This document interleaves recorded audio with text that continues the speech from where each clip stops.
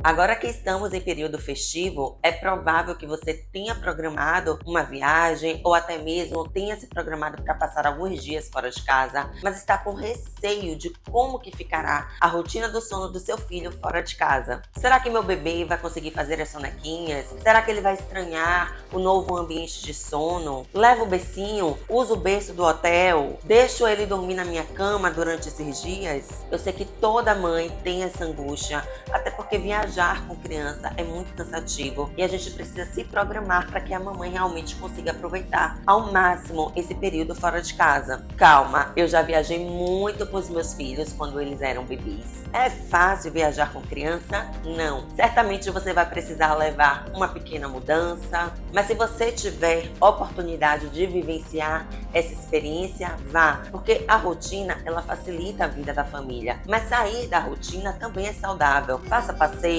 tire bastante foto, porque a gente precisa pensar também na nossa saúde mental e em criar as memórias afetivas.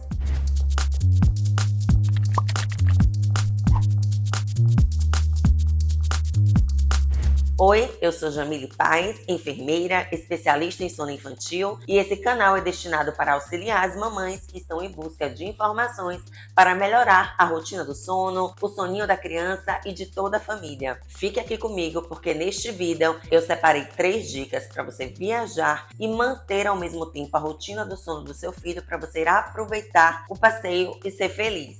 Lembre-se que essa é a sua nova vida. Tenha paciência, porque com organização e pensamento positivo, tudo dará certo. A primeira dica: crie uma rotina na hora de dormir e propicie um ambiente de sono confortável e favorável ao sono. Então, o que é que você precisa pensar?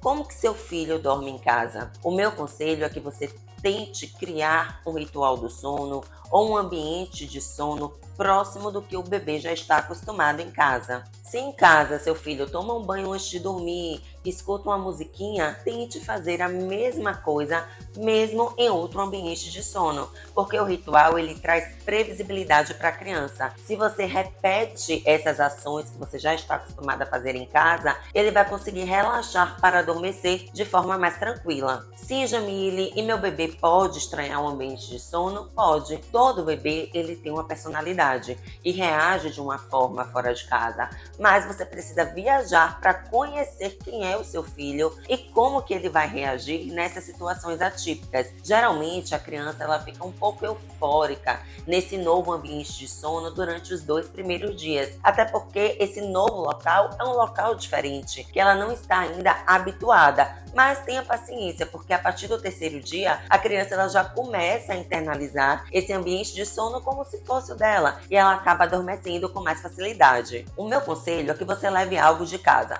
um lençol, uma manta, uma naninha, um amiguinho do sono, ou seja, qualquer objeto que faça menção ao sono, porque como a criança aprende por associação, ela vai internalizar que aquele acessório indiretamente tem uma relação com o adormecimento. Em relação ao berço, você pode levar o berço portátil, caso o seu bebê já esteja habituado a dormir nele quando está em casa, mas tenha cuidado, porque o período do sono noturno ele é mais longo e o colchão desse berço portátil, ou seja, do cercadinho, é muito fino. Então, se você for passar alguns dias fora de casa, é interessante que você faça um investimento em um colchão com uma espuma mais grossinha. Já em relação à cama compartilhada, preste atenção. Se seu bebê já dorme na sua cama em casa, não faz sentido você colocar ele para dormir em outro local viajando. Mas caso você não faça a cama compartilhada, não coloque o seu bebê para dormir com você durante esses dias na sua cama, porque as crianças elas aprendem hábitos de sono de forma muito rápida. Então, se você não pretende praticar a cama compartilhada no seu retorno, se esforce para que seu filho consiga dormir no bercinho ou até mesmo em um colchão de solteiro ao seu lado, caso essa criança já seja maior. Se inscreva no canal, porque toda segunda tem um vídeo novo para te auxiliar.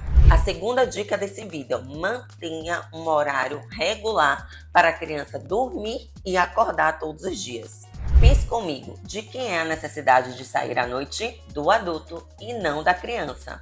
Se você extrapolar muito o limite do seu filho, possivelmente sua saída noturna será um caos para você e para ele. Porque quando a criança ela não dorme no horário que ela está habituada, ela tende a ficar muito irritada, ela chora e muitas vezes os pais não conseguem aproveitar o passeio. Lógico que viajando é impossível manter esse horário fixo para colocar a criança para dormir, mas se esforce para não extrapolar o limite do seu filho. Então, por exemplo, se seu bebê dorme em casa às 20 horas, tenha o cuidado para não deixar ele dormir mais do que 21 horas nesse período de viagem. E o que é que acontece? Quando a criança ela dorme mais tarde, isso não quer dizer que ela vai dormir mais ou até mesmo acordar mais tarde no outro dia. Muitas vezes ela acaba dormindo menos do que ela precisa. Dessa forma, a gente acaba diminuindo a quantidade de sono noturno que ela precisa para crescer, para se desenvolver, e isso pode fazer com que essa criança comece a sofrer com a privação do sono. Já em relação ao horário de acordar, você também tem que ter cuidado, porque se seu bebê em casa acorda às 6 horas para começar o dia, se ele estiver dormindo na viagem até às 7 horas, o ideal é que você acorde ele com essa variação máxima de 1 hora. Por quê? Se você não acordar o seu filho nesse horário, se ele não tiver um horário regular para acordar, isso vai interferir na dinâmica da rotina e vai dificultar também as sonequinhas. Então, resumindo, tem como você viajar, manter uma rotina do sono previsível, levando algo familiar para que essa criança tenha uma referência positiva com o soninho, respeite essa variação limítrofe de 1 hora para mais ou para menos, para que a criança ao menos tenha um horário para dormir e para acordar para começar o dia. Me conte aqui nos comentários se você quer muito viajar, mas tem receio de se ausentar de casa para não mudar a rotina do sono do seu filho. A terceira dica: incentive as sonecas e evite os cochilos diurnos no final da tarde. Pelo menos até os 3 anos de idade, a criança tem necessidade de dormir de dia, mas as sonecas só vão ocorrer se você facilitar esse processo, porque a criança ela precisa dormir de dia, mas ela não quer dormir por causa dos estímulos. Então, na verdade, você que precisa propiciar um ambiente ou condições favoráveis ao sono para que ela consiga adormecer. Eu costumo falar para as minhas clientes que a gente tem que ter muita preocupação